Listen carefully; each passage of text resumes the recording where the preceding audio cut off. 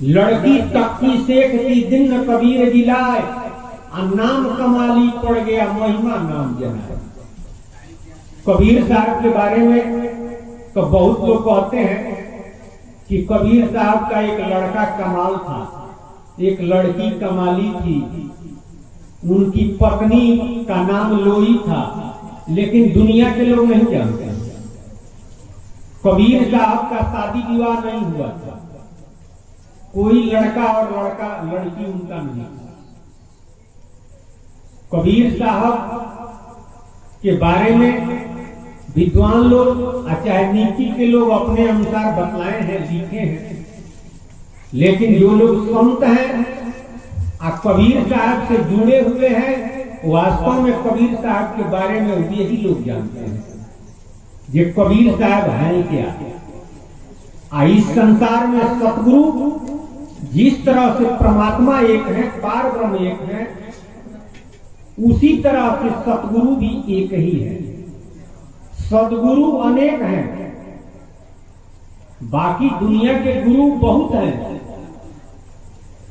लेकिन सतगुरु एक है। बहुत लोग तो कबीर साहब को सदगुरु कहते हैं, लेकिन कबीर साहब सदगुरु नहीं है। जितने सदगुरु हैं सभी सदगुरुओं के जनक हैं। दुनिया में जितने संत हैं सभी संतों के जनक हैं। वास्तव में उनका शरीर भी पंचभौतिक तत्व का नहीं है। जिस तरह से हम लोगों का शरीर 5 तत्व से बना हुआ है, अरे वास्तव में तत्व तो 4 है, लेकिन 5 कहा गया है। 5वां एक तत्व है, क्षितिजल पावक गगन समीरा, पंच तत्व यह अधम शरीरा, चाहे पंच रचित यह अधम शरीरा। 5 तत्व से यह शरीर बना हुआ है हमारा आपका, लेकिन जिसे सतगुरु कहते हैं, सततः संयुक्त सत, उनका शरीर पंचभौतिक तत्व का नहीं है। देखने में लगता है कि हमारे जैसा ही उनका शरीर है, लेकिन हमारी दृष्टि दोष है। मानव तन में हम आए हैं तो मनुष्य शरीर में रहने वाला जीव को उपदेश करना है, समझाना है, तो अपने को मनुष्य जैसा ही दिखला रहे हैं। तो दुनिया के लोगों को लग रहा है कि ये भी मनुष्य है। अरे भगवान अवतार लिए पर ब्रह्म साकेत तिहारी, तो मनुष्य जोनी में आए तो क्या वो मनुष्य है? वे मनुष्य नहीं है। उसी तरह से सतगुरु अपने को मनुष्य जैसा दिखलाए तो मनुष्य नहीं है। उनका शरीर पंचभौतिक तत्व का नहीं है। कबीर साहब कहे, चाहे और संत लोग भी कहे हैं, पानी से पैदा नहीं, श्वासा नहीं शरीर, 5 तत्वों का तन नहीं, ताका नाम कबीर। 5 तत्वों का तन उनका नहीं है। जो लोग कहते हैं कि उनका लड़का कमाल था और लड़की कमाली थी, इसके बारे में संत महात्माओं ने, जो लोग कबीर साहब के अनुयायी रहे, कबीर साहब के शिष्य रहे, चाहे स्वयं कबीर साहब भी बतलाए, सतराम बाबा बतला रहे हैं।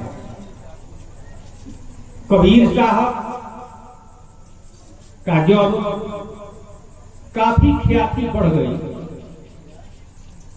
तो उनसे जलन करने वाले भी लोग थे, क्योंकि कबीर साहब आडंबर का, अरे जितना आडंबर है जिसमें लोग फंस करके अपना जीवन बिता देते हैं, सार बात मालूम नहीं होता है, उसका खंडन किए। तो जो लोग आडंबरवादी थे, जिन लोगों का रोजी रोटी चल रहा था, वे लोग तो जलन करते थे, लेकिन कबीर साहब के सामने जाकर उनसे तर्क करके कोई निकल नहीं सकता था।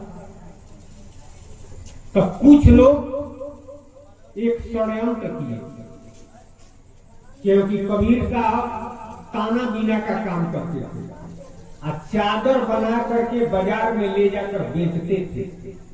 कबीर साहब पलायनवादी नहीं थे, घर द्वार छोड़ करके जंगल में चले जाना, मटिया में चले जाना।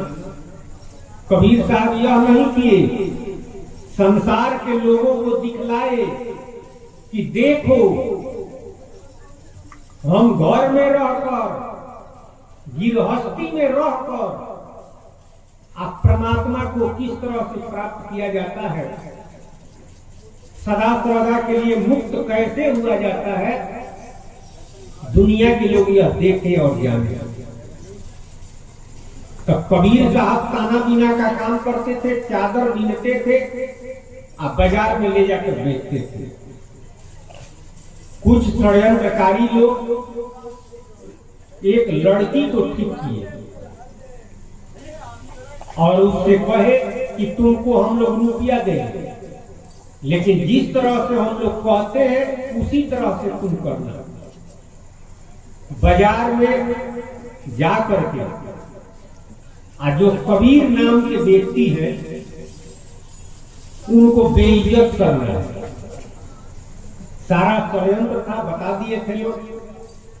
कबीर साहब बाजार में चादर ले जाकर रख दिए, बैठ गए बेचने के लिए। वह लड़की गई, बाजार लगा हुआ था, काफी संख्या में लोग थे और चिल्ला चिल्ला कर कहने लगे कि देखिए एक पंच लोग है, बाजार के लोग, कि हमसे विवाह किए हैं, अब विवाह करके हमको छोड़ दिए हैं, अपने साथ नहीं रख रहे हैं। आप ही लोग विचार कीजिए मैं कहां जाऊंगा। अब लोग इकट्ठा हो गए, जो षड्यंत्र करने वाले लोग थे वो लोग भी अगल बगल घूम रहे थे, तुरंत पहुंच गए और कहने लगे कि आप संत बने हैं, अपने को संत कहते हैं, यही काम कर रहे हैं, किसी का जीवन बर्बाद कर रहे हैं, अगर नहीं रखना था तो क्यों शादी की। नाना तरह की बात लोग कहने लगे। कबीर साहब उन लोगों की बात को सुने और उसके बाद कहे कि हमारा भी बात आप लोग सुनिए। तो लोग जब शांत हुए तो कबीर साहब उन लड़कियां का बांह पकड़ लिए और कहे कि हम तो तुमको कब से खोज रहा हूं, तुम ही चली गई थी। और लोग से कहे कि हम इसको खोज रहे थे और यही भाग गई थी, अब चलो हमारे घर। हमको तुम आरोप लगा रही हो कि हमको नहीं रख रहे हैं। अरे हम तो ढूंढ रहे थे, तुम ही भागी थी, बाएं पकड़ करके लेकर अब चल गए। तो जो लोग षड्यंत्रकारी थे, भला बुरा कहने वाले थे, उन लोगों का मुंह अब बंद हो गया। अब वो लोग क्या कहेंगे, ये तो खुदे तैयार हो गए कहे कि हम खोज रहे थे इसको, यही भागी थी, बांह पकड़ कर अब ले जाने लगे। बाजार से जब बाहर ले गए तो अब लड़कियां फेर में पड़ गई। अरे वो तो रुपया पर आई थी खाली बेइज्जत करने के लिए कि यह बात कह करके इनको बेइज्जत करेंगे और लोग नाना तरह की शिकायत करेंगे। लेकिन अब तो खुदे बांह पकड़ लिए और लेके जा रहे हैं। रास्ता में जब गई तो लगी रोने, गोड़ पर गिरने कि हमको रुपया देकर के लोग ठीक किए थे, हमको छोड़ दीजिए। कबीर साहब कहे कि तुम ही कह रही थी कि हमको छोड़ दिए थे, हमको नहीं रख रहे हैं, तो चलो अब। तो वो रोने लगी, गिड़गिड़ाने लगी। कबीर साहब उसके सर पर हाथ रखे।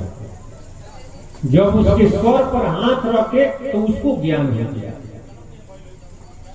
उसके अंदर इस तरह का अनुभूति हुआ कबीर साहब का पैर पकड़ने आ कोई की सरकार अब हमारा जीवन धन्य कीजिए, इस संसार में जिस उद्देश्य से यह शरीर मिला है उस उद्देश्य की पूर्ति कीजिए। अब हमको समझ में आ गया कि आप ही इस संसार में सदा सर्वदा के लिए मुक्ति देने वाले हैं। तो अब बांह पकड़ लिए हैं, तो अब बांह मत छोड़िए। हमको समझ में नहीं आ रहा था तो बांह छोड़ा रही थी। चाहे आपको बेइज्जत करने के लिए बाजार में आई थी रुपया पर, लेकिन अब हमको समझ में आ गया। आप जब हमारे सर पर हाथ रखे तो हमको यह बात समझ में आ गया कि वास्तव में आप ही से कल्याण है। जाको जाकी कर गए ताको ताकी लाज, आ उल्टा मीन चढ़ी जात है, अब वही जात गजराज। जो जिसका बांह पकड़ा है उसको लाज है। तो आप भी बांह पकड़ लिए तो अब इसका लाज रखिए, हमारा कल्याण कीजिए। कबीर साहब उसको शिष्या बनाए। वह लड़की से शादी नहीं किए, पत्नी नहीं बनाए, उसको शिष्या बनाए, मंत्र दिए, दीक्षा दिए। अब वह लड़की कही कि अब मैं कहां जाऊंगा, आप ही के साथ रहूंगी, आपकी सेवा करूंगी, आप प्रभु के नाम का भजन करेंगे। उसका नाम था लोई। वह कबीर साहब के साथ रहने लगे। लोई कबीर साहब की पत्नी नहीं थी, कबीर साहब की शिष्या थी। उसके बाद कथा करीब करीब लोग जानते हैं। एक सिकंदर, उस समय सिकंदर लोदी का राज था। सिकंदर लोदी को जलन का बीमारी था। बहुत वैद और हकीम लोग इलाज किए थे, लेकिन वो बीमारी ठीक नहीं हुआ। किसी ने बतला दिया कि काशी में जाइए। रामानंद स्वामी एक है, उनकी अगर कृपा हो जाए तो बीमारी ठीक हो जाएगी। तो काशी में आया, लेकिन रामानंद स्वामी का दूसरा ही हिसाब किताब था। कबीर साहब के पास जब गया तब उसका बीमारी ठीक हो गया। तब कबीर साहब को प्रणाम किया और कहा कि दुनिया में, अरे जहां तक जानते हैं, उसके लिए उसका राज्य जहां तक था वही दुनिया था। तो वह कहा कि इस संसार में इस बीमारी से मुक्त करने के लिए बहुतों को हम बुलाए, बहुतों के पास गए, लेकिन इस बीमारी से कोई मुक्त नहीं किया। आपके शरण में आए, आप इस बीमारी से हमको मुक्त किए। हमारे लिए परमात्मा प्रभु सब आप ही हैं। इसलिए हमारी इच्छा है कि आप दिल्ली चलिए। तब कबीर साहब को आग्रह करके, निहोरा करके हाथी पर बैठा करके दिल्ली ले गया। तब सिकंदर लोदी के गुरु थे शेख तकी। शेख तकी जब देखे कि हमारा चेला है, एक दूसरे को बुला कर लाया है, काफी प्रशंसा कर रहा है, तब शेख तकी को जलन होने लगा कि हमारा चेला अब दूसरे का चेला बन जाएगा। तब कबीर साहब से तर्क वितर्क करने लगा शेख तकी। तो तर्क वितर्क में दुनिया में कोई हराने वाला नहीं है। कबीर साहब को कोई हराइए नहीं सकता है। तो जब तर्क से, शास्त्रार्थ से, अच्छा है, किसी तरह से कबीर साहब को नहीं दबा पाया, तो अब सोचा कि इनको हम मुआ दें। तो 52 तरह का कसनी किया है, जिसमें तलवार से काटा, लेकिन कबीर साहब को कुछ नहीं हुआ। और भी कई तरह से मारना चाहा, लेकिन कबीर साहब का बाल भी काटा नहीं हुआ। कबीर साहब नाराज भी नहीं हुए, वो हंसते रहते थे। शेख तकी की एक लड़की थी, दूसरा लड़का पड़का नहीं था, न लड़का और लड़की दूसरा नहीं था, एक लौती बेटी थी। वो मर गया, कोई बीमारी हुआ मर गई, उसको दफना दिया गया। लेकिन शेख तकी इतना दुखी हुआ, बादशाह से कहा कि हमको लगता है कि जिस व्यक्ति को आप यहां लाए हैं, जिसका मान सम्मान कर रहे हैं, वह अगर चाहे तो हमारी बेटी जिंदा हो जाएगी। लेकिन हम कैसे कहें, हम तो उनसे दुश्मनी किए हैं, आप कहिए। तो बादशाह कबीर साहब से कहे कि हमारे गुरु हैं, पीर हैं, इनकी लड़की मर गई है, हम लोगों को विश्वास है कि आप जिंदा कर रहे हैं। कबीर साहब कहे कि कहां है वह? तो शेख तकी कहा कि उसको तो दफना दिया गया है। कबीर साहब कहे कि चलो उसके कब्र के पास। तो कबीर साहब को लोग लेकर गए वो लड़की के कब्र के पास। कबीर साहब कहे कि ऐसे तकी की बेटी कब्र से निकल जा, नहीं निकली। तब कबीर साहब कहे कि ऐ खुदा की बेटी कब्र से निकल जा, नहीं निकली। तब कबीर साहब कहे कि ऐ कबीर की बेटी कब्र से निकल जा, तो कब्र फट गया और लड़कियां जिंदा निकल गई। अब सारे लोग प्रशंसा करने लगे। शेख तकी दौड़ करके उन लड़की को पकड़ा कि हाय बेटी। लड़कियां कही कि जब तक बेटी थी तब तक, हमारा समय पूज गया, मैं मर गई, हमको जिंदा करने वाले जो हैं वही हमारे बाप हैं।